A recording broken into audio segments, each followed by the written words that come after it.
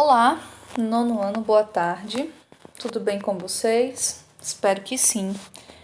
Bom, meus queridos, hoje nós estamos aqui através do canal da escola para a gente poder fazer a correção dessa atividade que foi enviada para vocês na semana anterior, quando nós terminamos o tópico de orações subordinadas.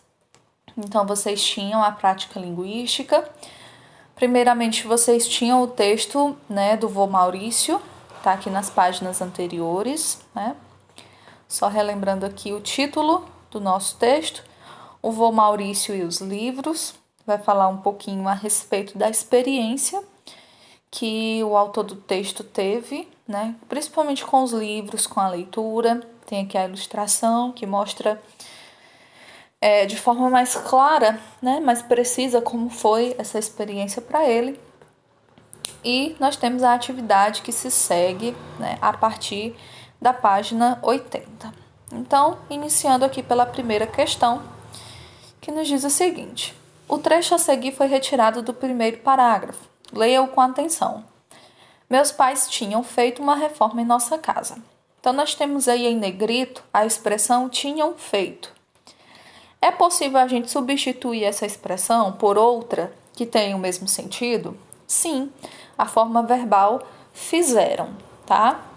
Tinham feito é o equivalente de fizeram, mesmo sentido. Segunda questão. Analisando o texto como um todo, é correto afirmar que, alternativa correta, letra D, tem como tema o despertar do prazer pela leitura. Então, a gente acompanha o narrador-personagem que até o momento não tinha esse prazer, não tinha desenvolvido, a habilidade da leitura.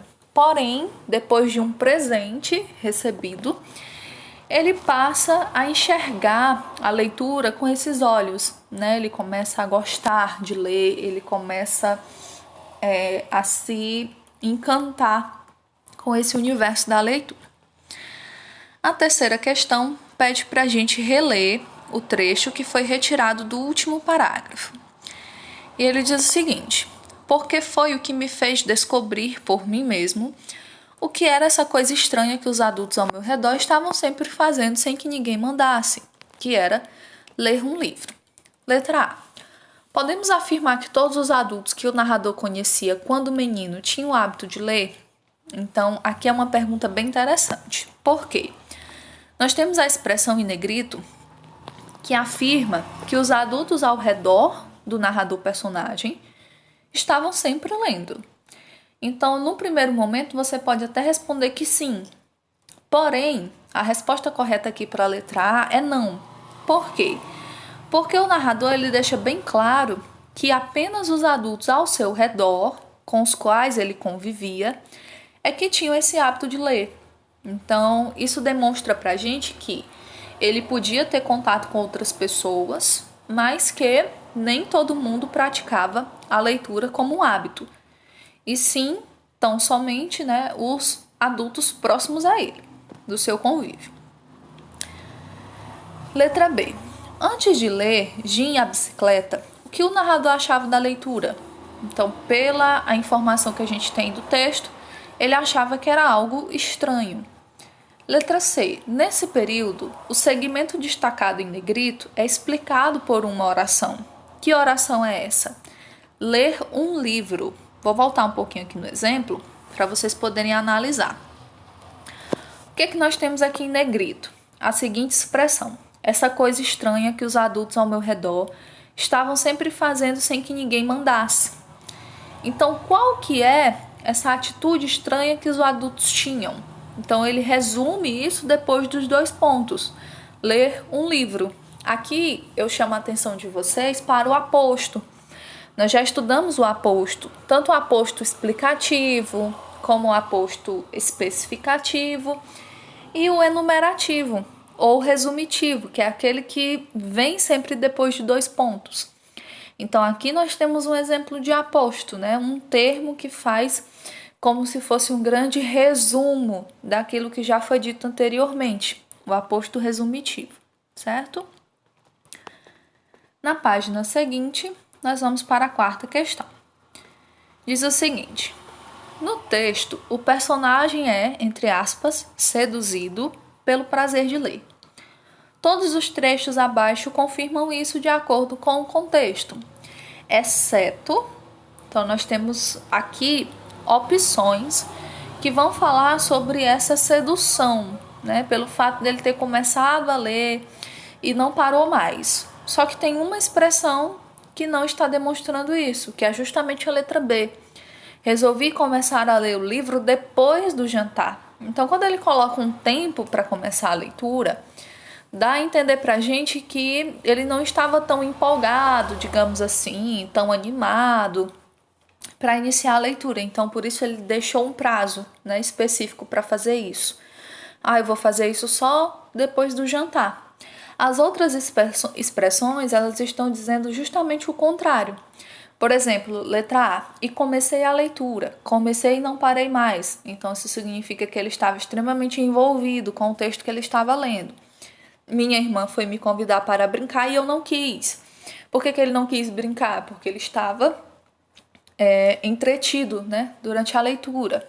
Letra D, eu não vi a hora de chegar em casa e continuar as aventuras do Jim. E a letra E, esquisito ou não, eu só queria saber do Jim. Então, todas essas opções estão mostrando como que ele estava animado, né, para fazer a leitura. Mas, na letra B, é o contrário, né? Inclusive, ele adiou o início da leitura. Ele poderia ter começado logo, mas ele só quis começar depois. Quinta questão. Também é uma questão objetiva. Ela diz o seguinte: agora leio o trecho a seguir. Eu tinha 7 anos e estava na 2ª série. Esse trecho foi retirado lá do primeiro parágrafo. Acerca da forma verbal destacada, é correto afirmar que, lembrando que nós temos aqui o verbo ter, né, conjugado no pretérito, né, eu tinha. Então a resposta correta é a letra D. Indica uma noção de tempo passado e demonstra que o narrador volta no tempo para relatar algo que o marcou.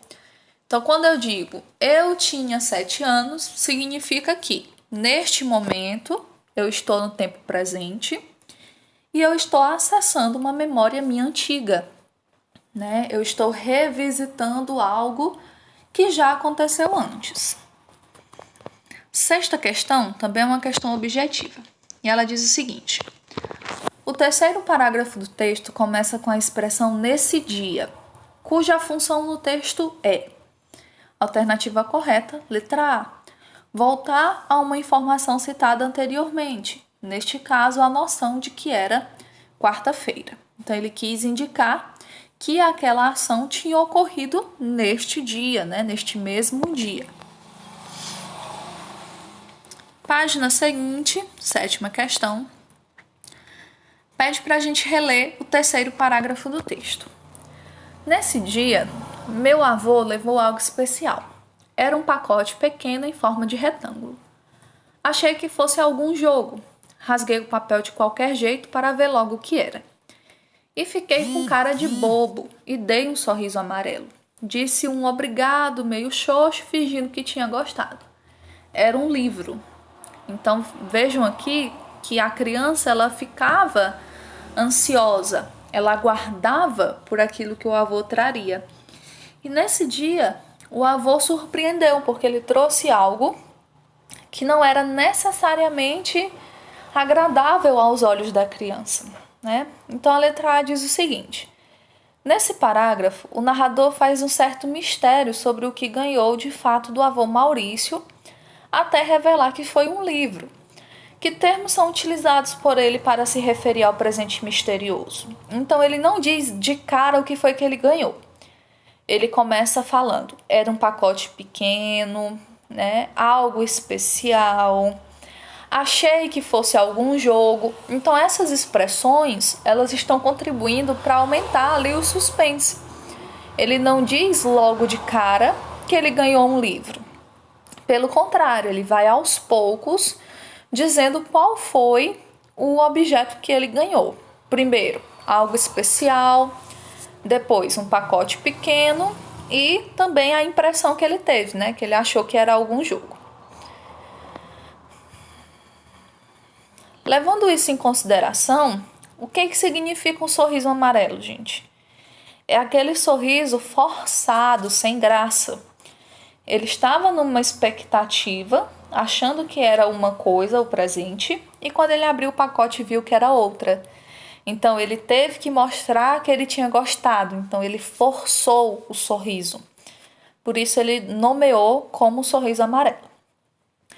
Letra C. Qual foi a primeira impressão que o narrador teve do presente do avô? Então ele achou que fosse um jogo, né? Sua primeira impressão.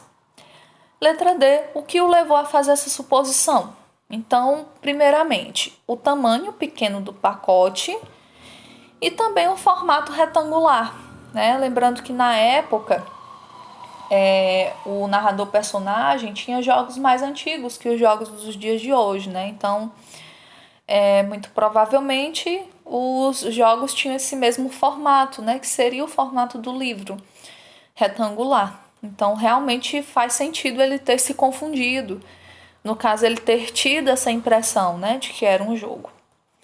Letra E. A oração que fosse algum jogo completa o sentido do verbo achar. Achei que fosse algum jogo. Então, qual é a função sintática exercida por ela no período? Então, só lembrando, nas aulas anteriores a gente falou sobre as orações subordinadas substantivas. E existe uma oração subordinada substantiva que serve para completar o sentido dos verbos. Na verdade, nós temos dois tipos, né? Tem a objetiva direta e a objetiva indireta. E elas vão funcionar como se fosse objeto direto e objeto indireto da oração principal, do verbo que está na oração principal. Então, aqui, que fosse algum jogo, a gente não tem a presença de preposição. Então, por esse motivo, nós estamos diante de um objeto direto, porque é um termo que completa o sentido do verbo, que no caso é o verbo achar, mas sem o auxílio de preposição. A oitava pede para a gente também continuar analisando o terceiro parágrafo, justamente nessa oração que a gente acabou de falar. Achei que fosse algum jogo. Considerando o contexto em que o período ocorre e as intenções comunicativas do narrador, analise as opções a seguir e indique aquela que poderia substituir a oração destacada sem alterar o sentido da frase. Então, nós temos aqui na página seguinte algumas alternativas. A alternativa correta é a letra B. Achei que se tratava de um jogo, ok? A nona questão vai falar um pouquinho das orações subordinadas substantivas. Embora não seja uma regra, muitas vezes podemos transformar as orações subordinadas substantivas em substantivos. Para isso, devemos observar o verbo utilizado na oração. E aí nós temos um exemplo de como fazer essa modificação. A primeira oração diz o seguinte: os povos primitivos observaram que as estrelas se movem no céu. Então aí nós temos uma oração principal e uma subordinada. Inclusive a subordinada está destacada aí, tem um tracinho embaixo dela, que as estrelas se movem no céu. Eu poderia substituir toda essa oração, que as estrelas se movem no céu, pelo substantivo movimento. Teria o mesmo sentido, preservaria o sentido, basilar da oração e ficaria da seguinte forma: os povos primitivos observaram o movimento das estrelas no céu. Então, com base nesse exemplo, nós poderíamos transformar as orações seguintes. Então, nós temos duas letras. Letra A, é necessário que se adiante a data da festa. Então, dentro da oração subordinada, qual que é o verbo? Adiante. Eu posso transformar esse verbo adiante num substantivo, que seria adiantamento. Então, a oração ficaria: é necessário o adiantamento da data da festa. Vocês viram o que foi que a gente fez aqui? Do mesmo jeito que estava no exemplo. Eu peguei o verbo, que estava lá na oração subordinada, e eu passei esse verbo por aquele processo de substantivação. Não sei se vocês recordam. Quem não recordar, eu vou relembrar aqui para vocês. O processo de substantivação acontece quando nós transformamos a classe das palavras. No caso, você vai transformar uma palavra em substantivo e para isso você faz aí o acréscimo do artigo. Então, se movem passou para o movimento.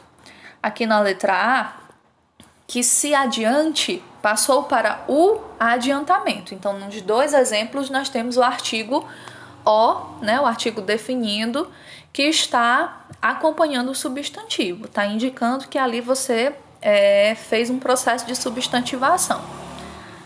Letra B, da mesma forma, convém que se superem todas as dificuldades. O verbo da oração subordinada é superem. Então, quando eu faço a transposição, eu transformo o verbo superem no substantivo superação. Então, o exemplo fica: convém a superação de todas as dificuldades. Mais uma vez, chamo a atenção de vocês que aqui nós temos o artigo, que está antecedendo o substantivo superação, que vem de onde? Vem aí do verbo superar, que nós analisamos na oração subordinada, tá bom? Bastante atenção nisso aqui, porque é comum isso acontecer, tá? É comum que isso ocorra, que nós tenhamos o verbo e que ele seja transformado em um substantivo, tá bom? Isso é comum ocorrer. A 10ª questão diz o seguinte: agora você fará o inverso do exercício anterior. Transformar os termos substantivos em orações substantivas. Então, tem um substantivo no exemplo e a gente tem que transformar numa oração. Letra A. Os manifestantes exigiam transparência do governo na negociação. No caso aí, nós temos transparência, que é o meu substantivo. Reescrevendo a oração, ela vai ficar assim: os manifestantes exigiam que o governo fosse transparente na negociação. Certo? Letra B. É necessário o aproveitamento de fontes alternativas de energia. Então, o termo é aproveitamento de fontes. Modificando o exemplo, vai ficar assim: é necessário que fontes alternativas de energia sejam aproveitadas. Aqui, gente, lembra muito sujeito ativo e passivo. Não sei se vocês tiveram essa impressão. Mas quando nós estamos transpondo voz ativa para voz passiva, isso acontece, né? A gente pega ali os termos e faz o acréscimo deles, né, para fazer essa transposição. Só que aqui nós não estamos tratando sobre voz ativa e passiva, nós estamos tratando sobre substantivos que vão ser transformados em orações substantivas, né? Então tem uma certa diferença.